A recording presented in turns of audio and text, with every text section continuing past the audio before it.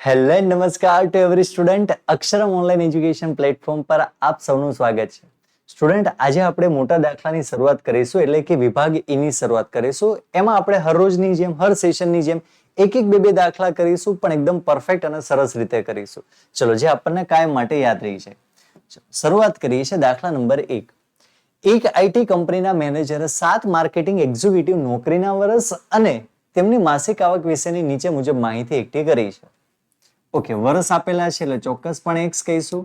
આવક આપેલી છે એને કહીશું આપણે વાય.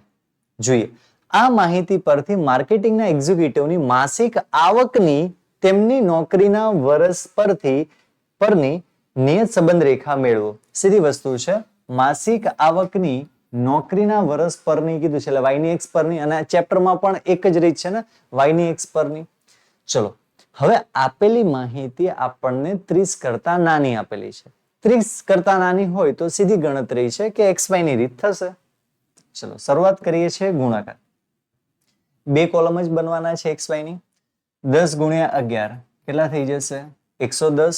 6 સિત્તા 42, 8 નવા 72, પાયો 25, 9 છંગ 54, 8 સિત્તા 56 અને 11 ગુણ્યા 10 એટલે થઈ જશે 110. ચલો, એક્સ સ્ક્વેર કરો. 10 નો વર્ગ 100, 6 નો વર્ગ 36, 8 નો 64, 5 નો 25, 9 નો 81, 7 49 અને 11 નો વર્ગ થાય 121. Is that clear? ચલો, કેલ્સી લઈ લો હાથમાં અને આપણે શરૂઆત કરીએ છીએ બધાના ટોટલ. ચલો, 10 + 6 + 8 + 5 + 9 + 7 + 11 જવાબ આવશે 50. ચલો આગળ. 11 + 7 + 9 + 5 + એકવાર ટેલી કરી લઈએ. ચલો ફટાફટ. 10, 6, 8, 5, 9, 7, 11 એટલે કે 56. ચલો અહીંયા કરીએ. 11 + 7 + 9 + 5 + 6 + 8 + 10. અહીંયા પણ 56, બંને જગ્યાએ 56.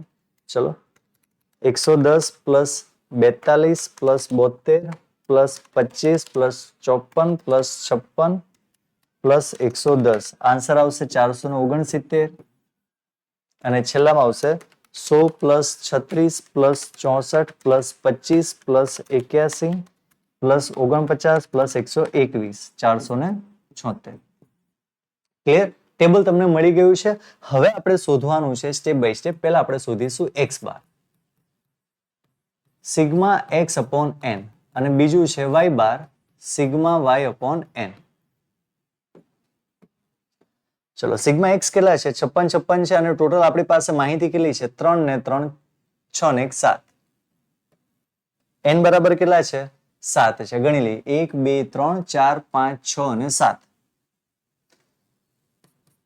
તો 56 ભાગ્યા 7 તો જવાબ કેટલો આવશે? 8 સીતા 56.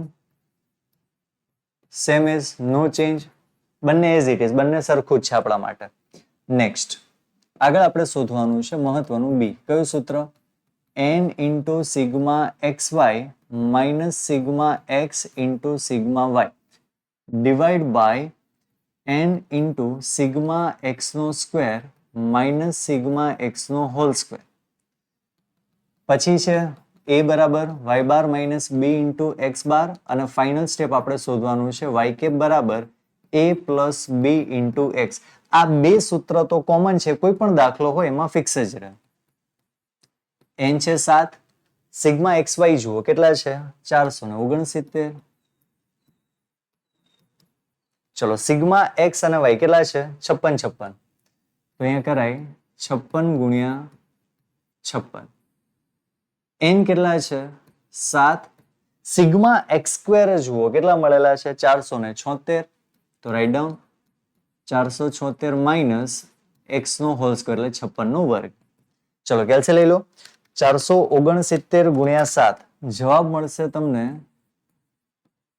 3283, અને 56 નો વર્ગ થઈ જશે 3136. ચલો ડિવાઈડ કરીએ. 476 ગુણ્યા 7 એટલે જવાબ તમને મળે 33 32 માઇનસ 56 નો વર્ગ છે 31 36. બાદ બાકી કરીને પછી ભાગાકાર કરી નાખીએ. 32 83 માઇનસ 31 36 એટલે જવાબ આવશે 147 અને છેદમાં 33 32 માઇનસ 31 36 એટલે જવાબ આવશે 196. ડિવાઈડ કરી નાખીએ છીએ આપણે. ચલો ને 147 ભાગ્યા 196 એટલે જવાબ આવશે 0.75. બરોબર છે. આગળના સ્ટેપ તમને બધાને આવડે છે. વાય બાર કેટલા છે 8 માઇનસ બી કેટલા મળ્યા 0.75 અને x બાર પણ કેટલા છે 8 છે. તો સર્વપ્રથમ પહેલા આપણે શું કરીએ ગુણાકાર 0.75 ગુણ્યા 8 એટલે કેટલા થઈ જશે 6. જવાબ મળશે 2. તો 2 પ્લસ 0.75 x. દાખલામાં જોવાનું ક્યાંય x આપેલા છે તમને ક્યાંય આપેલા નથી. અને આમ પણ તમને કીધું છે કે નિયત સંબંધ રેખા મેળવો એટલે આ તમારા માટે થઈ ગઈ સમીકરણ. કમ્પ્લીટ. દાખલો થઈ ગયો પૂરો. ખૂબ સરળ દાખલા છે. ચલો દાખલા નંબર 2. કોઈ એક વસ્તુ માટેના ભાવ અને પુરવઠાની એકઠી કરેલી માહિતી નીચે મુજબ છે. તો અહીંયા ભાવ તમને આપેલો છે x અને અહીંયા પુરવઠો તમને આપેલો છે y. કમ્પ્લીટ. હવે નીચે શું કીધું છે આ માહિતી પરથી પુરવઠાની ભાવ પરની નિયત સંબંધ રેખા મેળવો. અહીંયા પણ કોઈ કિંમત નથી એટલે અહીંયા પણ તમને સમીકરણ મળશે. પણ પ્રશ્ન એવો છે કે આપેલી માહિતી 30 કરતા મોટી છે. મોટી છે તો પહેલા આપણે શોધવું પડશે x બાર અને y બાર. તો x બાર અને y બાર પહેલા આપણે રફલી શોધીએ છીએ કારણ કે આપણે બીજા પેજ ઉપર જશું ને એમાં બધું જ ફોર્મેટ તૈયાર છે આપણી પાસે. માત્ર ગણતરી કરવાની છે. એટલા માટે પહેલા આપણે અહીંયા ગણતરી કાચી ગણતરી કરી લઈએ છીએ એટલે આપણને ખબર પડે કેટલી થઈ છે. ચલો 59 60 61 62 64 57 58 અને 59 480 1 2 3 4 5 6 7 8. તો ભાગ્ય આપણે 8 કરીએ એટલે જવાબ મળે છે 60. બરોબર છે. કેટલા હતા તો કે અહીંયા રફમાં લખીએ છીએ 480 ભાગ્યા 3 ને 3 6 2 8 8 48 એટલે 60. ચલો બીજાની ગણતરી કરીએ. 78 plus 82 plus 82 plus 79 plus 81 plus 77 plus 78 plus 75 632 ભાગ્યા 8 તો જવાબ આવે છે 79. ક્લિયર. બંને સંખ્યા તમને પૂર્ણાંકમાં મળી છે. પૂર્ણાંકમાં મળી હોય તો તમારે ગણતરી કરવી પડે x માઇનસ x બાર ની રીત. જુઓ છે એકદમ ઈઝી. ચલો 60 અને 69 બરોબર છે. ઓકે છે. બરોબર. આ રીતે તમારે આખું ટેબલ બનવાનું છે. આપણે ગણતરી સર્વપ્રથમ કરવી જ પડે x બાર ની અને y બાર ની.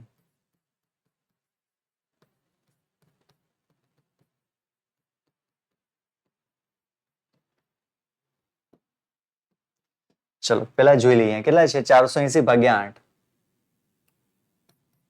480 ભાગ્યા 8 8 છંગ 48 એટલે જવાબ કેટલો આવ્યો તો આપણને 60. 632 ભાગ્યા 8 632 ભાગ્યા 8 એટલે જવાબ આવ્યો તો 79. 480 અને 632 તો લખી દઈએ 480 અને 632 સિગ્મા y. ચલો ક્લિયર આટલી સુધી બધાને. હવે આપણે શું કરવાનું છે કિંમત મને ખબર છે કે બંને 0 જ આવશે. જ્યારે x માઇનસ x બાર અને y માઇનસ y બાર ની રીત કરીએ ને ત્યારે હંમેશા જવાબ કેવો આવશે તમારે 0 જ આવશે. તો ચલો શોર્ટકટ શીખવાડેલી છે. 59 માઇનસ 60 બરાબર એટલે જવાબ આવશે -1. 60 બરાબર 0. 61 બરાબર 1. સર આવી નાની નાની ગણતરી કેલ્સીમાં કેમ કરો છો બેટા? x માઇનસ x બાર ની રીત છે 0 આવવાના છે મને ખબર છે. પણ જ્યારે યુવી ની રીત કરશો ને આ રીતથી કરશો ને ડાયરેક્ટ એક તીર દો નિશાન તમને કોલમ પણ મળી જશે અને એનું ટોટલ પણ મળી જશે. એટલે પ્રેક્ટિસ તમારે જરૂરથી કરતી રહેવી. 62 બરાબર 2. 64 બરાબર 4. 57 બરાબર -3. 58 બરાબર -2 અને 59 બરાબર -1. Press the GT button. Answer is 0. મળી જાય છે ને? બસ એટલા માટે આપણે કહીએ છીએ પ્રેક્ટિસ કરો. 78 માઇનસ 79 બરાબર જવાબ આવ્યો છે -1. 82 બરાબર 3. 82 બરાબર 3. 79 બરાબર 0. 81 બરાબર 2. 77 બરાબર -2. 78 બરાબર -1 અને ફાઇનલી 75 બરાબર -4. પ્રેસ જીટી બટન, આન્સર આવી જશે 0. તો આપણે અહીંયા લખી દઈએ છીએ બંનેના ટોટલમાં 0 0. ચલો આગળની ગણતરી કરીએ. માઇનસ માઇનસ પ્લસ, 1 એકા 1, શૂન્ય સાથે 0, 3 એકા 3, 0, 4 દુ 8, 3 દુ 6, પણ માઇનસ માઇનસ થઈ જશે પ્લસ, 2 એકા 2 અને 4 એકા 4. ટોટલ પછી કરીએ છીએ, પહેલા સ્ક્વેર કરી નાખીએ. x નો સ્ક્વેર, 1 નો વર્ગ 1, 0 નો 1, 1, 2 નો વર્ગ 4, 4 નો વર્ગ 16, 3 નો વર્ગ 9, 2 નો વર્ગ 4, 1 નો વર્ગ 1. વર્ગ હંમેશા પ્લસમાં જ હોય, કદી માઇનસમાં ન હોય. ચલો 1 plus 3 plus 8 plus 6 plus 2 plus 4, answer આવશે 24, 24. તો લખો. અને છેલ્લામાં કરીએ છીએ 1 પ્લસ કરતા જજો કેલ્સીમાં 1 પ્લસ 1 પ્લસ 4, ચલો 4 ને 2 6 plus 16 plus 9 plus 4 plus 1, answer આવશે તમારે 36. ક્લિયર છે બધાને ટેબલ? ઓકે. આગળ હવે આપણે ગણતરી કરીશું બધા જ સ્ટેપ સૂત્રની. બી બરાબર કયું સૂત્ર? Sigma X minus X bar into Y minus Y bar છેદમાં sigma X minus X bar નો વર્ગ.